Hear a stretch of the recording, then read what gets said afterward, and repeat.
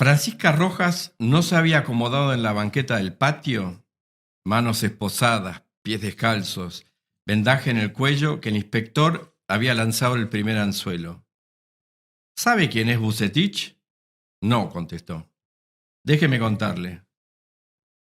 Álvarez habló sin levantar la voz, en un tono que a Reacio le resultó entre monocorde y relajante.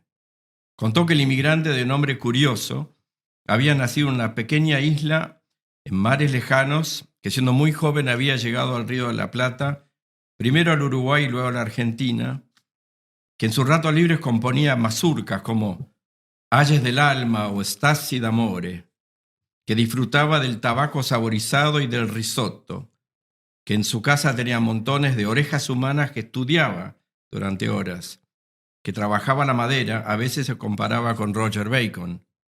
Disculpe, ¿sabe quién es Bacon? Francisca negó la cabeza. No se preocupe, yo tampoco. Tendré que averiguarlo. Que un buen día de 1891, un señor muy importante llamado Francisco Seguí se olvidó una copia del Revue Scientifique en el despacho de un amigo, Guillermo Núñez, y que éste pensó que sería bueno que Vucetich la estudiase, porque Vucetich habla francés, ¿sabe? ¿Usted habla francés? Cabeza que volvió a negar. Qué coincidencia, yo tampoco. Tendré que aprenderlo, que Vucetich hizo lo mejor que le sabe hacer, que es estudiar y pensar, porque tiene cerebro de matemático, y se puso a analizar las huellas dactilares. ¿Sabe lo que son las huellas dactilares?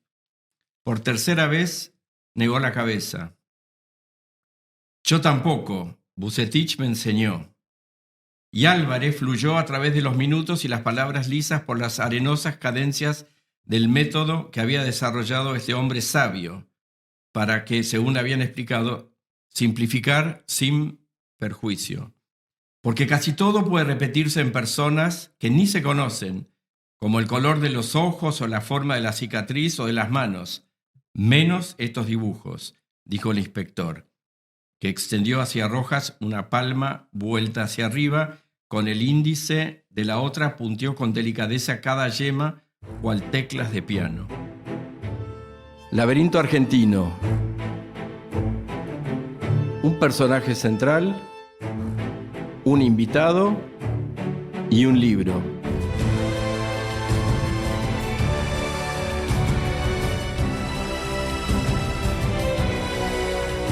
Acabamos de escuchar en la voz de mi amigo Paul Dugal un párrafo de la novela La cacería de hierro, una hermosa novela de Hugo Alconada-Amón, con quien tenemos el gusto de compartir este episodio y a quien le damos la bienvenida. Hugo, bienvenido a nuestro episodio. Hola, gracias por recibirme. Hugo ya es un amigo de la casa. Recuerdan ustedes, en un anterior episodio tuvo la deferencia de compartir con nosotros su novela La ciudad de las ranas, y hoy nos vuelve a honrar con su participación.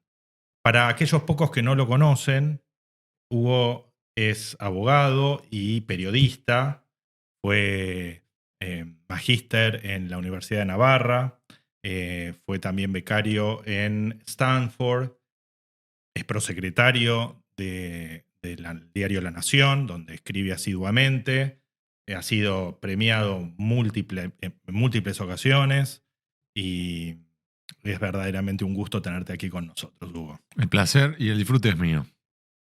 Bueno, vamos a empezar el episodio de hoy hablando de esta novela, pero también nos interesa hablar un poco del contexto histórico en el que los hechos que están allí narrados suceden. Estamos hablando de la Argentina de las potrimerías del siglo XIX. Estamos hablando del desarrollo de las ciudades costeras. Gran parte de la novela sucede en Necochea. Vamos a hablar un poquitito de eso también. Y nos interesa también el nacimiento de la disciplina de la dactilografía, dactiloscopía dentro de la criminología en nuestro país, que fue pionero en este estudio y que ese desarrollo es central en la narrativa de la novela.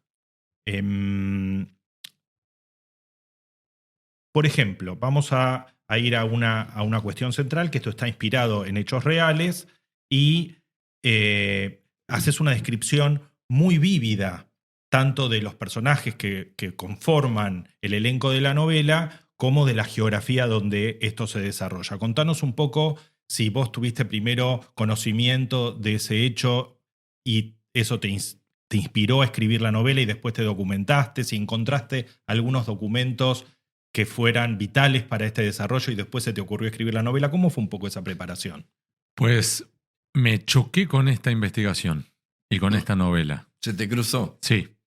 De hecho, estaba escribiendo, primero investigando la ciudad de las ranas, buscando los materiales, hurgando los archivos, revisando los museos, hablando con historiadores, con académicos, revisando textos de la época. Y allí aparecen en algunos textos académicos la alusión al caso Francisca Rojas. Entonces, cuando vi eso, empecé a hurgar qué era.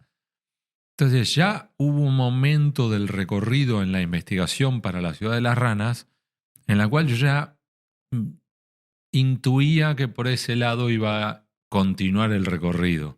Y entonces lo que terminó ocurriendo era que ya al final hablaba con historiadores académicos, archivos, y decía, mira, estoy buscando datos sobre la Fundación de La Plata, pero ya que está, ¿no tenés datos también sobre esto otro? Con lo cual eso explica también que las novelas se separen tan poco, porque parte del recorrido de investigación fue conjunto. Y de hecho, hay un momento en La Ciudad de las Ranas en la cual, a propósito, inserto a Juan Bucetich, en el momento en el cual está el comisario Falcón levantándolo en peso al machelario Fischella, y que en pleno patio de la jefatura de policía de la provincia de Buenos Aires entra Bucetich, se da cuenta que ahí dice acá y se retira. Es como un cameo, pero que fue como un guiño, subimos diciendo, es un cameo para que los lectores sepan que después vamos por él. Ah, mira vos, qué interesante. Estaría bueno porque también para darle contexto a la audiencia, digamos, a los que están escuchando el podcast, yo arranqué con un fragmento que está sentado Álvarez, que es el inspector que hace la investigación, con Francisca Álvarez en Necochea. Francisca Rojas. Francisca Rojas. Y contanos quién es Francisca Rojas, quién fue y por qué es tan importante en esta historia de Bucetich y la dactiloscopía. Porque lo que ocurrió fue que en 1892, Paul, aparecieron dos chiquitos degollados en un rancho en las afueras del entonces naciente pueblo de Necochea. Y la madre de esos dos chiquitos, llamada Francisca Rojas, aparece también semidegollada, pero que sobrevive. Esa mujer marca al presunto asesino, dice, fue él. Lo detienen al acusado y el hombre sostuvo su inocencia. Dice, yo no fui. Y en definitiva, los someten a tormentos y el hombre resistió. Y es allí cuando convocan a Jefatura en La Plata, le diciendo básicamente, Houston, tenemos un problema. Acá hay un doble asesinato en Necochea que no podemos resolver. En el preciso instante en el cual Juan Bucetich, un inmigrante, estaba desarrollando el sistema de la dactiloscopía. Cómo utilizar las huellas digitales, las huellas dactilares, para poder identificar personas, sea por la positiva o por la negativa, para criminales. Y entonces justo se dio un caso sensible con el desarrollo de un método combinado a su vez con el primer detective en la historia de la provincia de Buenos Aires, que fue el entonces inspector Eduardo Álvarez. Entonces, claro, se alinearon los planetas para que resolver ese caso y que a mí me tiró el centro para escribir una novela. Hablaste ya de dos personajes muy importantes. Uno Álvarez y el otro Bucetich. Bucetich tiene una dimensión novelesca en el texto, pero es un personaje real muy importante y muy trascendente en la historia de la criminalística mundial. Sí. Vamos a tratar de profundizar un poquitito nada más de dónde viene, cómo llega, qué mérito tuvo, si fue reconocido internacionalmente. Nos vas a contar un poquito Sí. de eso. Y también nos interesa que hagas una pequeña semblanza de este comisario Álvarez, que es un personaje que tiene la justicia y el afán de justicia metido en su espíritu, hace una investigación muy profunda y al mismo tiempo es un personaje triste, es un personaje abandonado por su familia, solitario, melancólico. Tiene como una simbología muy particular. Contanos un poco de los dos. Te los presento en sociedad. Ujú. Sin spoilers, ¿no? Juan Vucetich, en realidad Iván Vucetic, nacido en la isla de Uvar, que antes era la isla de Lesina. Para los que nos están viendo o escuchando, estamos hablando de una pequeña isla que está en el mar Adriático entre Italia y Croacia. ¿Sí? Hoy es... Costa Dálmata. Exacto, hoy es Croacia, en aquel tiempo era Imperio Austrohúngaro. 28 años, se viene sin nada, se viene para el Río de la Plata, primero intenta en Uruguay, músico callejero, no le va bien, se va para Buenos Aires, logra entrar como jefe de una cuadrilla de obras sanitarias, tendido de redes cloacales, hasta que finalmente logra entrar en la policía de la provincia de Buenos Aires porque tenía un mérito: sabía leer y escribir, en un momento en el cual eso era un rasgo distintivo. Y es así como él, que es un autodidacta, porque no era médico, no existía la carrera de criminalística, pero tenía una cabeza naturalmente dotada, y él empieza a procesar datos y a generar las primeras estadísticas de la policía de la provincia de Buenos Aires. En ese contexto es que, lo que vos leíste, Paul, que hay un artículo que un Francisco Seguí lo deja en la oficina del jefe de la policía. Ese jefe ve que hay un artículo sobre las huellas dactilares y se la entrega a Bucetillo diciendo: fíjate a ver qué puedes hacer con esto. Y después, si quieren, abordamos qué es lo que hizo. En definitiva, estamos hablando de un autodidacta, inmigrante, que sabe leer y escribir, dotado naturalmente para las matemáticas, y que al mismo tiempo es un hombre muy inquieto y que está sabiendo que va a afrontar dificultades. Y cierro con esto el comentario sobre Vucetich. Él no fue profeta en su tierra, porque como suele ocurrir, cuando él desarrolla lo que desarrolló, que después hablaremos, alrededor del mundo, primero cosechó resistencias hasta que quedó claro que el sistema que había desarrollado funcionaba, y empezó a recibir condecoraciones en China, en Estados Unidos, premios, invitaciones a quedarse a trabajar en esos países. Y volvió a la Argentina, y acá en Argentina lo declararon cucaracha, entre otras cosas porque su colega y sería contraparte en la policía de la Ciudad de Buenos Aires, un médico muy de clase alta, familia aristocrática, que había estudiado en París, que impulsaba el otro método, que era el de Bertillon, después vamos a hablar, sintió que le estaba quemando el rancho. Y entonces le empezó a ir al tobillo y llega a escribir cartas en las cuales primero lo acusa de plagio. ¿De qué? Después, si no lo hablamos. Y lo otro, llega a decirle: usted es un simple meritorio. No, usted no es médico, usted no estudió, usted no esto, usted no lo otro. Y la respuesta de Vucetich, la voy a simplificar, era básicamente: seré un meritorio, no habré estudiado nada, pero mi método funciona, gol, saca del medio. Y claro, imagínate, fue con mucha más altura, pero se entiende el ida y vuelta que tuvieron. Eso es Vucetich. Y es en ese contexto del desarrollo de este sistema que es ese caso, ocurre ese caso, el caso Francisca Rojas. Por eso fue tan sensible para todos, porque era como el caso que permitiría evaluar si lo que estaba desarrollando Vucetich funcionaba o no. Y el caso terminó siendo como el certificado ISO 9000 de que funciona. Claro. Esto por el lado de él. Y por el lado de Álvarez, era un policía que fue creciendo, del cual no se sabía prácticamente nada en la policía. Y durante la investigación para esto, yo iba a un archivo, iba al otro, iba al este, terminamos encontrando la foja de servicios y la única foto que se conoce de él.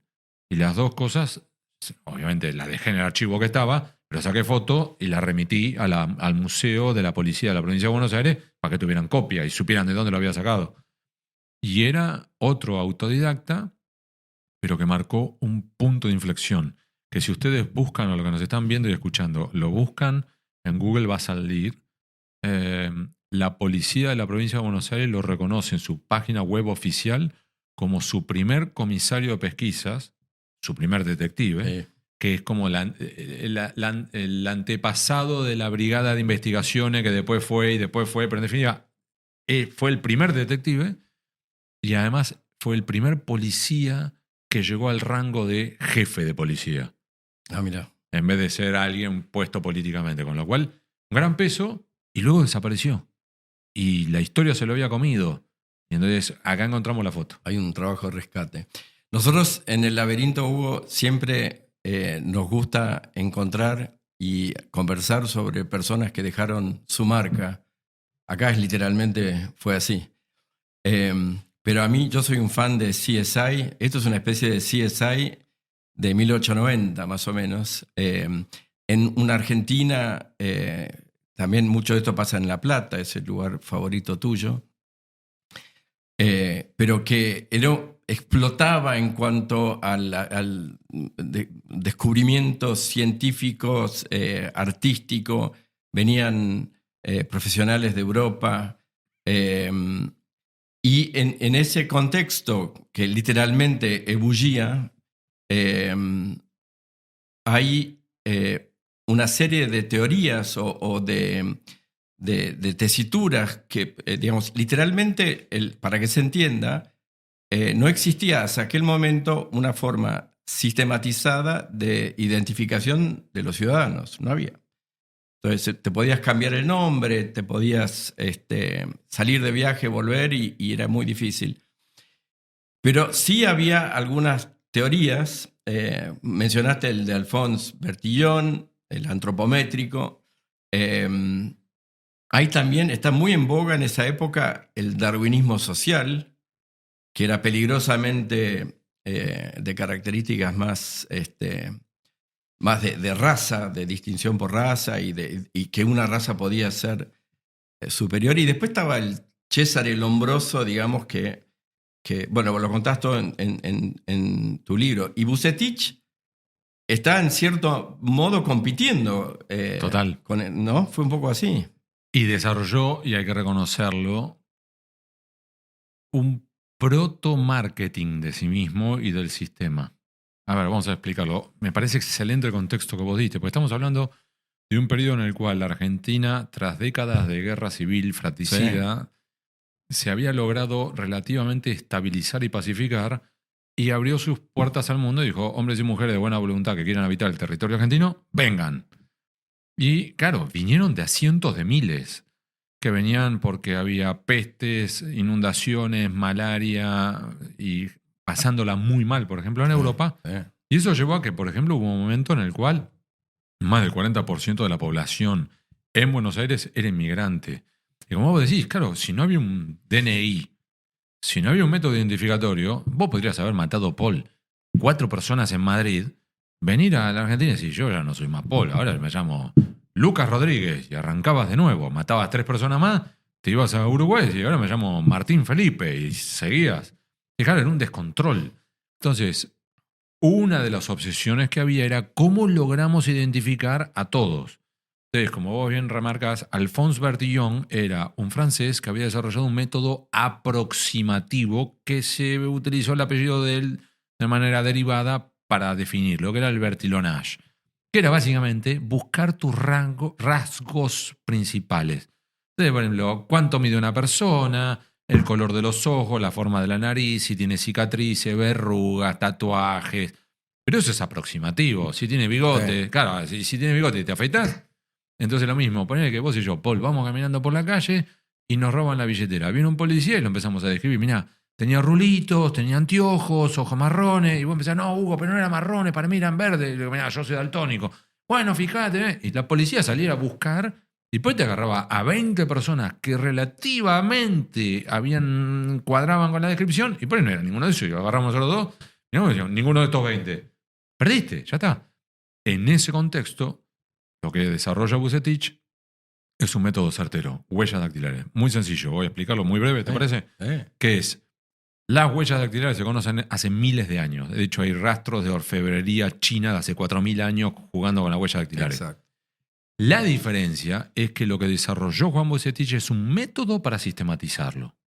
Y que entonces, un método tan sencillo que incluso un agente analfabeto de la campaña bonaerense a fines del siglo XIX podía aplicar ese método de volcar las huellas en una ficha, remitirlo a La Plata y que La Plata, entre el tren de ida y vuelta, en 36 horas te diera una respuesta. Eso es explosivo. Claro, generó un sacudón total que al principio hubo mucha gente que no estaba de acuerdo con ese sistema. Dice, ¿qué vas a hacer? ¿Vas a en realidad criminalizarnos a todos o vas a usarlo? Y Bucetich lo decía, no, acá es para darle certeza a todo el mundo.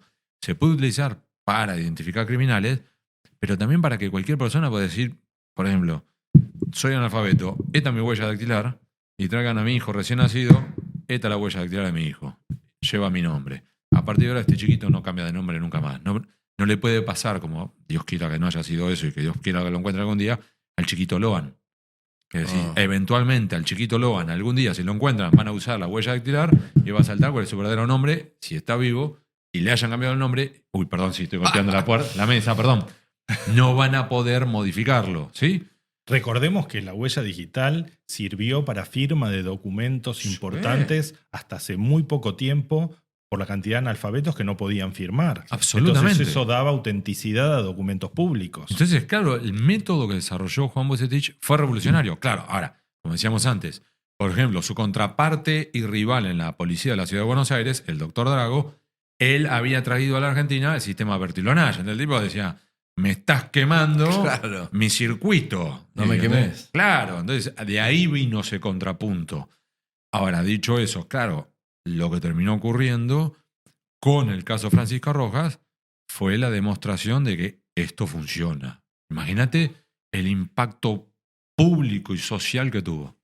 Recordemos que la criminal de esta novela era muy difícil en ese contexto, en ese caso, pensar que una madre había matado de esa manera a sus hijos. Total. Con lo cual la prueba dactiloscópica fue central, además de otros elementos que muy bien mostrás en la novela que también coadyuvaron para una sentencia condenatoria. Que déjame contar sobre eso muy breve. Sobre el final de la novela, sin spoiler, yo incluyo un informe que ese detective Álvarez remite al jefe de policía y una carta que ese mismo detective envía a Juan Bucetich. Ambos textos son reales, auténticos. Te iba a preguntar, porque uno lo lee y como no está la fuente abajo, yo no sabía eso si era es tú. Real. No, y tengo la copia de esas imágenes. Pero ¿por qué lo comento? Porque leer hoy el informe que él remite al jefe de policía, es decir, ahí hay método, ahí hay rigor, ahí hay trabajo científico, ahí hay un esfuerzo por desarrollar un camino de una policía científica también. Sí. Entonces decís, ese tipo también, por algo eran amigos Bucetich y Álvarez, porque probablemente eran como nitro y glicerina, juntos eran dinamita. Entonces, claro, se fueron potenciando mutuamente.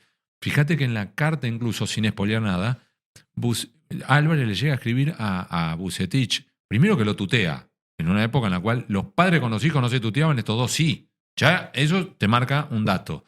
Y además le dice a Cosimo, Juan, te estoy escribiendo para decirte que tu método funciona, dale para adelante, porque lo que tenés entre manos es realmente fuerte. Que él llega a decir algo así como, si yo después de aplicar este método, a mí me tocara evaluar, mandara o no a aplicar la pena de muerte a esta mujer, yo no lo dudo.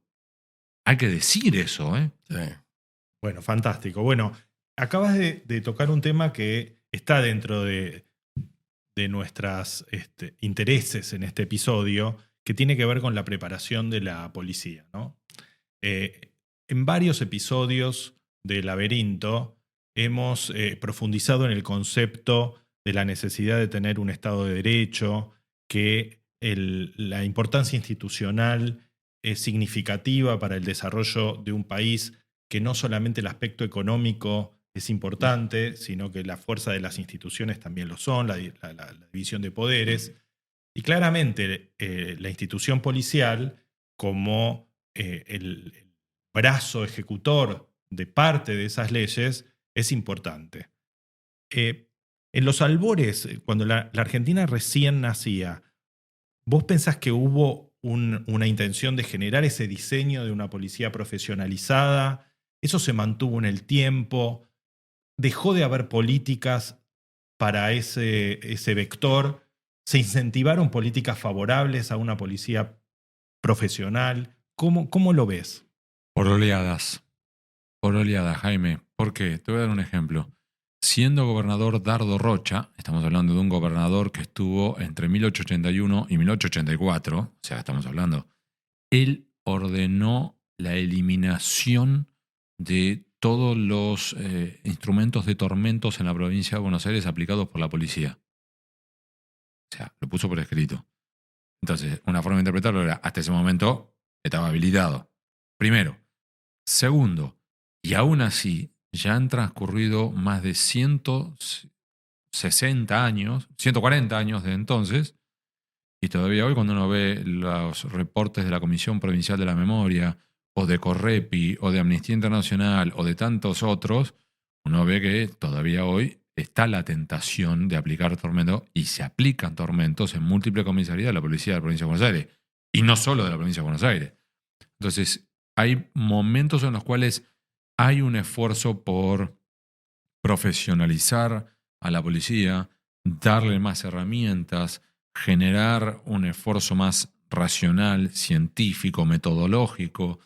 E invito a los que nos están escuchando y viendo que por ejemplo vayan al Museo de la Policía Federal Argentina y hay un ejemplo de cómo han ido evolucionando y desarrollando métodos los propios policías para identificar personas, reconstruir qué pasó en determinados crímenes. Es una maravilla ese museo que está en pleno centro, en el microcentro. La calle Moreno. Ahora creo que está en la calle San Martín. Okay. Es una delicia, Paul, una delicia. Y lo mismo con la Policía de la Provincia de Buenos Aires. Ahora, claro, así como tenés esos esfuerzos, y yo recuerdo, por ejemplo, recordaremos con el retorno de la democracia, tanto el presidente Raúl Alfonsín como el gobernador Alejandro Armendáriz también impulsaron ese tipo de esfuerzos y, por ejemplo, una figura clave en todo esto fue el comisario Pirker.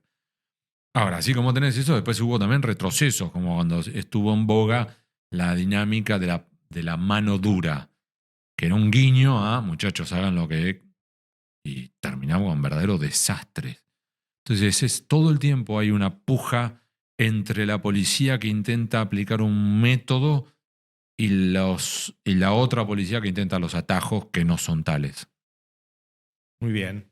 Bueno, para que no quede sin profundizar, había un tema que nos interesaba también, porque es una línea que vamos a seguir, que tiene que ver con las ciudades costeras y la fundación de ciudades. Vamos a spoilearnos a nosotros mismos, vamos próximamente a tener algunos episodios vinculados con Pinamar, con Mar del Plata, y acá tenemos la geografía de Necochea. Cuando leí tu novela, la verdad que me llamó la atención la descripción de una ciudad pujante, que crecía, que tenía un ejido urbano ya establecido, que tenía autoridades.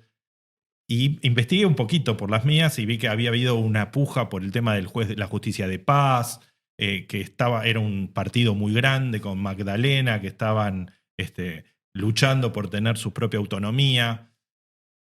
Y estaba también la cuestión del puerto sobre el río Quequén. Y también me sorprendió que Necochea llevaba el nombre de un general de San Martín. Contanos un poquitito, ¿qué averiguaste sobre Necochea en la investigación sobre este episodio? Pues conllevó todo un esfuerzo porque también consulté a historiadores de renombre e historiadores locales, los doctores, el doctor Andersen, por ejemplo, el doctor Petersen. Aclaro esto, ¿por qué los nombres son así? Porque había una comunidad danesa muy fuerte también en Necochea y ahí están los herederos. Al arquitecto Freitas, es decir, consulté a varias figuras que se han abocado durante décadas a reconstruir la historia de Necochea.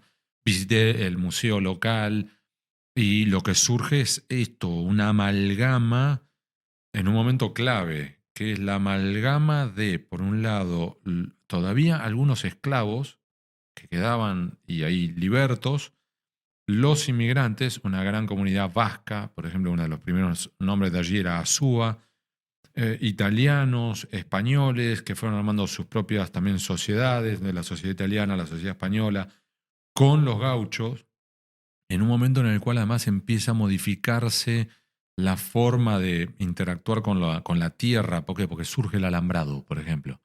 Entonces la forma en la cual se trabaja la tierra pasa a ser distinta, se desarrolla un primer molino harinero, una primera escollera. Entonces lo que se va viendo es un pueblo de Necochea, pero que se construye curiosamente casi de espaldas al mar. Es decir, mirando hacia la tierra, interactuando con el río, pero que no mira al mar. Y vos decís, bueno, pero ¿qué? ¿No iban a la playa? Y eventualmente alguno, pero como curiosidad. No es que había un balneario. Eso vino después. Es muy interesante eso, porque Sí. es una ciudad que hoy para nosotros es una ciudad claramente costera, pero no fue así en su origen. No, y de hecho el primer casco urbano, que fue algo parecido a lo de la Ciudad de La Plata, es decir, vinieron y montaron una suerte de ejido urbano y decimos, bueno, el pueblo de Necochea va a ser de acá a acá y de acá a acá.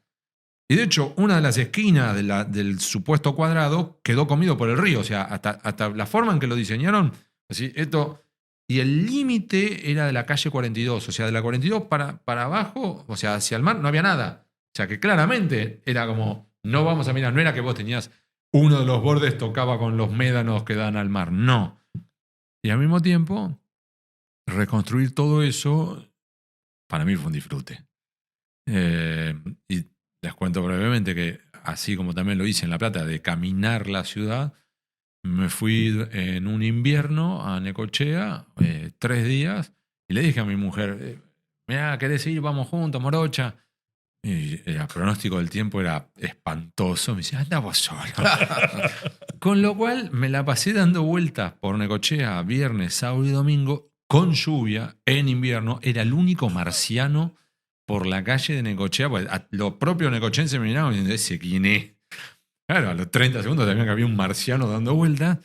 Y a mí me permitía ir cronometrando tiempos, contando pasos y viendo si voy para acá, para allá. Si desde acá cuento que pasó esto, lo puede ver el otro o no.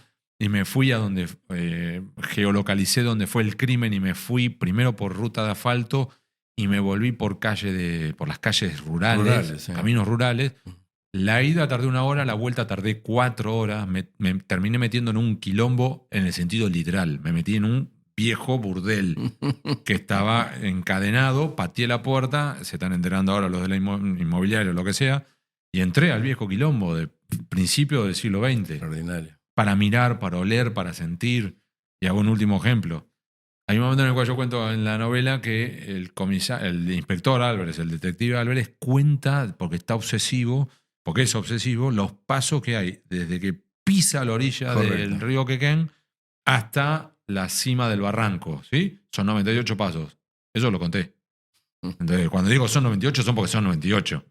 Bueno, eso se nota esa cercanía. Esa cercanía, y es muy vívida, la verdad, que la descripción de ese pueblo de Necochea, que hoy no existe, está muy bien reflejado en tus páginas. Así que Muchas gracias. Se nota. Yo lo disfruté. Y yo también. Ahora, tratando volvamos ahora, porque con Jaime una de las cosas que queríamos hacer, o nos planteamos hacer en esta nueva 2.0 del laberinto, es decir, bueno, ok, pasó todo esto, un invento argentino, digamos, entre comillas, del cual estar muy orgullosos. So what, ¿no? Entonces, eso pasó, y hoy nos encontramos,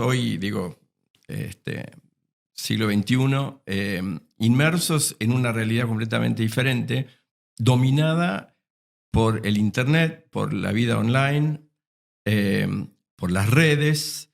Ya nos comunicamos más por mensajitos que hablando o escribiéndonos en forma epistolar. Y vuelve a surgir de alguna forma este tema de la identificación.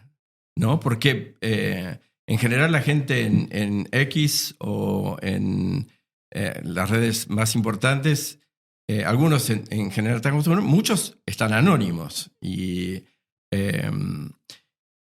vos que sos además una persona pública, activa, desenterrando situaciones altamente sensibles, has sido víctima recientemente de estos ataques anónimos que uno ni sabe de dónde vienen. ¿Cómo pudimos aprender algo de lo que escuchamos en la primera parte del programa a esta realidad que nos toca vivir hoy? Yo creo que sí, Paul. Yo creo que sí. Te cuento por qué.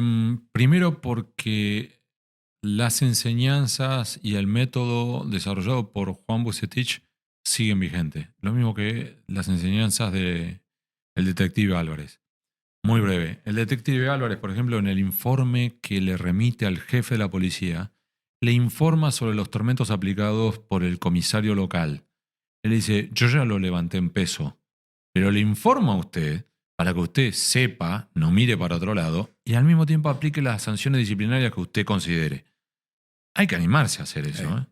De hecho, ¿cuántos comisarios hoy se animarían a poner por escrito en un informe al jefe de policía de la provincia de Buenos Aires que otro comisario, o sea, un colega, aplicó tormentos en su comisaría? ¿Cuántos? Entonces, ahí te marca coraje, ética, dignidad. Es decir, esas lecciones están. En el caso de Vucetich, el método funciona. Y una investigación reciente que ahora fructificó en Topos, mi último libro, aquí vivió entre nosotros durante 2009 y 2022 una pareja de espías rusos con otras identidades y vivieron en las barrancas de Belgrano. Se casaron acá, trabajaron acá, tuvieron chicos acá, DNI argentino, pasaporte argentino. Y pese a toda la técnica y todo el desarrollo, ¿sabes cómo los embocaron? Cuando Interpol consiguió las huellas dactilares de estos dos, las cruzó con Argentina, las cruzó con Eslovenia, las cruzó con Rusia y saltó Alcoyana. Que los que decían llamarse de un modo en realidad eran otro. Se terminó la discusión. Ahí fue game over. Se terminó. Entonces, 140 años después del desarrollo de ese método, el método desarrollado por Juan Vucetich funciona y se aplica. De hecho, cuando vos y yo, cualquiera, entra a Ezeiza, tiene que volcar los deditos. Es verdad. Todavía hoy para contrastar. Sí, está la biometría, sí está. Sí, pero todavía pon el dedito. Si no pones el dedito, no entras. Al mismo tiempo, ¿estamos viviendo situaciones complejas? Sí. Y con las redes sociales es un problema, justamente por la impunidad que da el anonimato.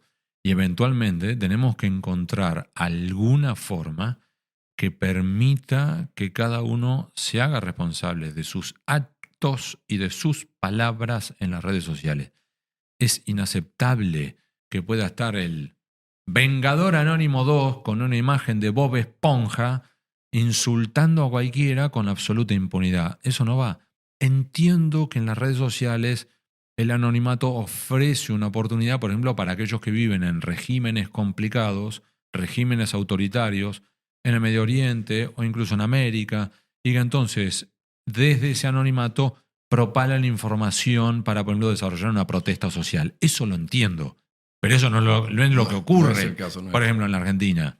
Claro, no podemos arreglar por la excepción. Exactamente. Entonces ahí hay un desafío por delante y que en algún momento, así como para poder hacer operaciones en home banking de un banco o de mercado libre, te piden hacer la biometría y te piden que pongas la cara delante del teléfono para que te evalúe quién sos vos o pongas tu huella dactilar, bueno, algo así vamos a tener que hacer. Bueno, el tema que sacó Paul y sobre el cual manifestaste recién algunas reflexiones, tiene también otra dimensión cuando implica un ataque que puede estar vinculado con fuerzas que tienen un respaldo político significativo. Desde ese lugar, primero nos solidarizamos con Muchas vos gracias. por la valentía con la que estás trabajando y estás exponiendo fisuras en el espíritu republicano al que aspiramos todos a embarcar esta Argentina.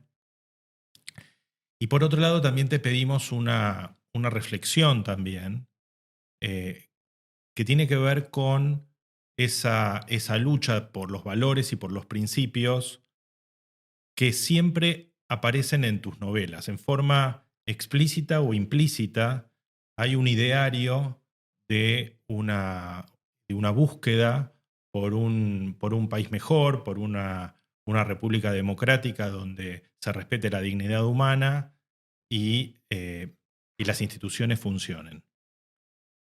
¿Qué es lo que estás viendo vos en ese espacio?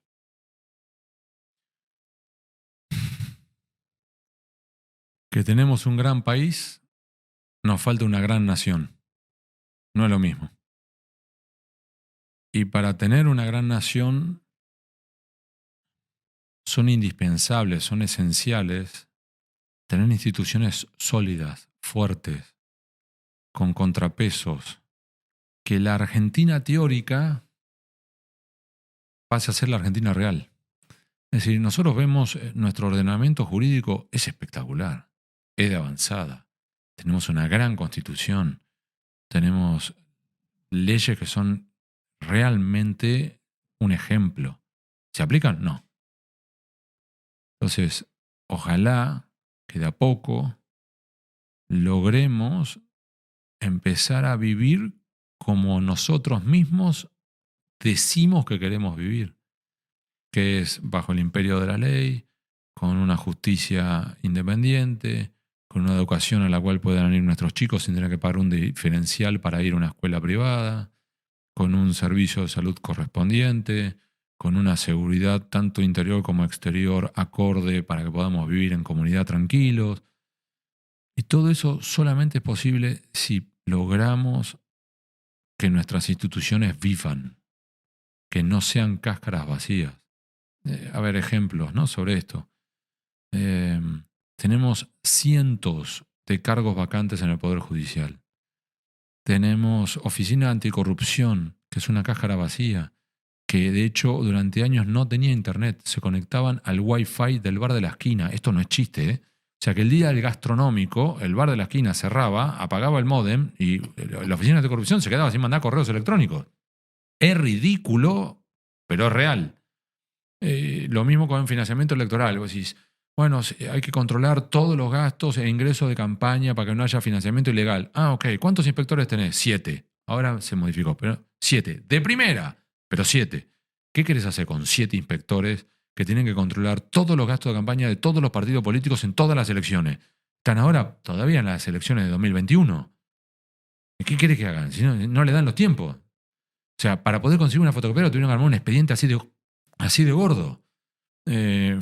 Fiscales que luchan contra el narcotráfico en Rosario. Ellos detectan, decomisan un teléfono celular de un narco, detienen un narco, le sacan el teléfono celular, lo entregan al área científica para decir, abrí este celular, fíjate qué hay adentro. ¿Saben cuánto tardan? Si es que no hay una orden de extrema urgencia, 8 meses. Wow. Uf. ¿Qué querés que hagan? Dentro de 8 meses la información que está acá adentro es vieja. Que además el riesgo que a distancia te la logren tumbar. Y voy dando ejemplos que no quiero deprimir a los que nos están viendo, pero en definitiva vamos a darle un marco teórico. Los actuales ganadores del Premio Nobel de Economía son 2 doctores, uno del MIT, el otro de Harvard. Son los doctores Robinson y Acemoglu. Escribieron un gran libro que lo recomiendo a todos, que se llama ¿Por qué fracasan o fallan, según como lo traduzcas? Por supuesto, las Laberinto naciones. lo comentó el programa anterior. Bueno, entonces, ya saben.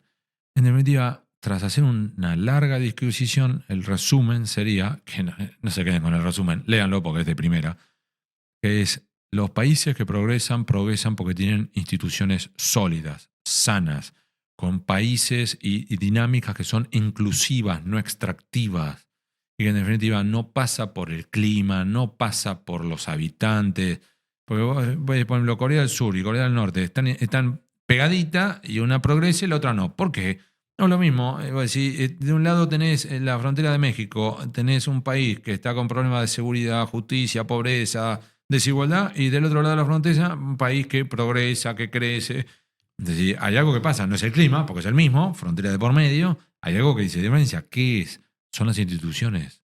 las instituciones que son vivas, son el marco teórico y las personas que las habitan. Muy bien. Sí, antes de la Sí, última.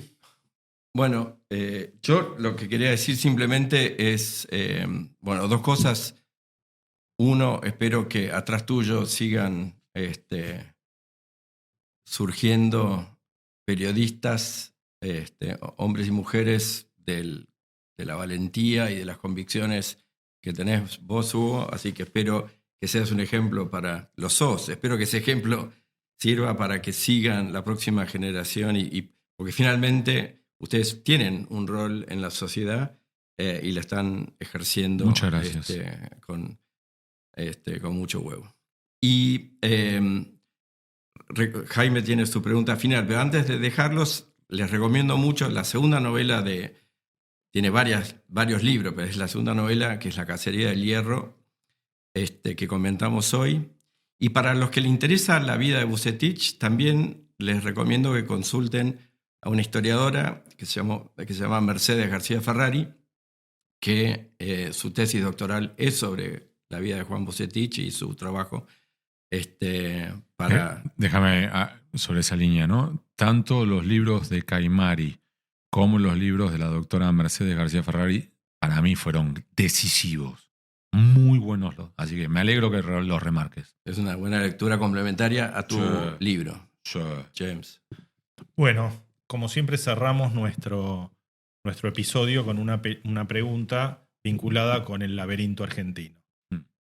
Algunos aspectos de una posible respuesta ya fueron traídos por vos en estos minutos que llevamos de esta hermosa conversación, pero no puedo dejar de hacer la pregunta un poco mirando hacia adelante ahora, ¿no?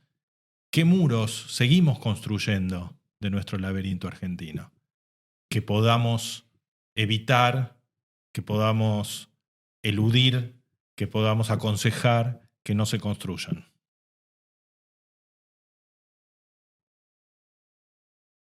Y uno que me inquieta cada día más es el muro que estamos construyendo de la intolerancia y del odio. Y me preocupa demasiado el nivel de violencia verbal que estamos ya normalizando, naturalizando en nuestra sociedad. Sobre todo porque nuestra patria tiene ya un largo y triste recorrido de peleas fratricidas. Unitarios y federales, autonomistas porteños contra el resto de las provincias, conservadores contra orejas contra radicales, peronismo, antiperonismo, dictaduras. Ya hemos tropezado con esa piedra y sangramos demasiado. Nuestro suelo está abonado con sangre. Aprendamos de nuestros errores, aprendamos de nuestra historia, aprendamos de nuestros traspiés. No cometamos ese mismo error. Entonces, un ejercicio en el cual yo también me debo incluir, me incluyo, que es aprendamos a ser más tolerantes, dialoguemos, no discutamos. El otro puede no estar de acuerdo con nosotros, el otro puede tener razón. Ambos podemos tener razón. Y eventualmente lo que debemos hacer es complementarlos. Si yo acá dibujo una figura que es así, para mí es un 9, para vos un 6. Para los dos estamos lo correcto. ¿Cómo hacemos para que los dos comprendamos que hemos escrito una figura y que los dos podamos convivir con esa figura? Entonces, ojalá que todos nosotros, empezando por el presidente de la Nación, pero todos, asimilemos que debemos ser más tolerantes. Muchísimas gracias, Hugo. Creo que ha sido un gran final para un hermoso episodio. Gracias, Hugo. Gracias a ustedes por recibirme. Laberinto argentino. Un personaje central, un invitado y un libro.